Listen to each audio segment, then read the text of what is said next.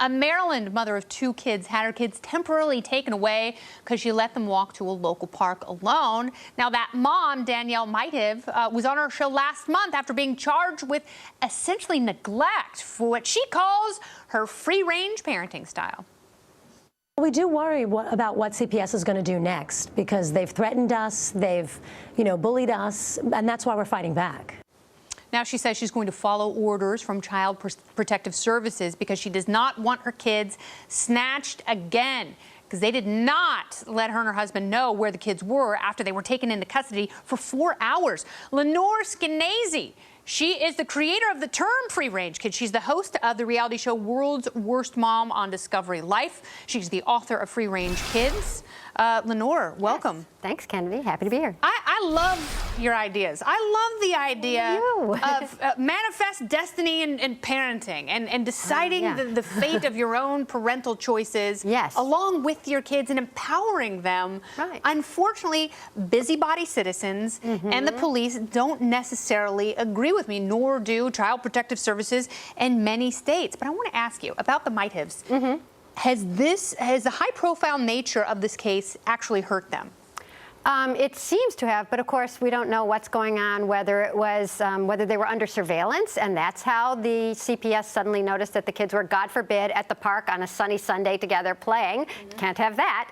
Or whether it was just a case of yet another person noticing 2 children at the park. What are children doing in a park? I better call the police. And the police coming and thinking, oh my God, children alone.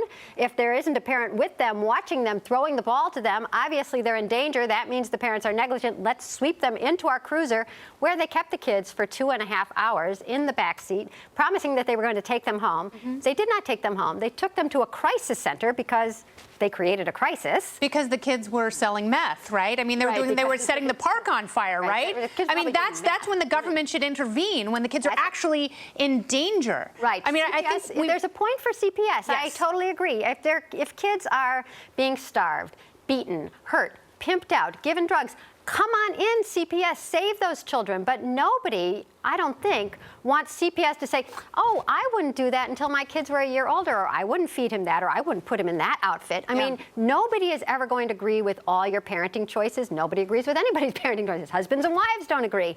But you don't want to give the power to the state to say, I wouldn't do it that way. I'm going to drag the kids in with me, and I'm going to make the parents beg to get them back. And that's essentially what they've had to do, and they've had to sign a pledge. Right, this is the second time they signed the pledge. The first time, the kids were walking home by themselves from a park, and the police had scooped them up. This was back in December. And when they brought them to the Métis house, Danielle, the mom, was out of town. The dad was there.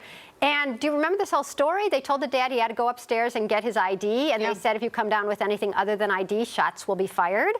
And then when the CPS people came a couple hours later after the cops, they said, you must sign this safety form. And he said, no, I'm not going to sign it. I'm from the Soviet Union. I am sick of this kind of meddling. This is what I left. This is why I'm here. And they said, sign it or we will take away your kids. Do you hear on freerangekids.com, do you hear about other families who have encountered CPS for, these minor, I wouldn't even call them infractions. There's nothing that these people did wrong. I want to say 2 things. Yes, I do sometimes hear from people, especially people who let their children wait in the car while they run in and get the pizza or run in buy stamps. Everybody is waiting to jump on them as if they have left their kids in a car on fire.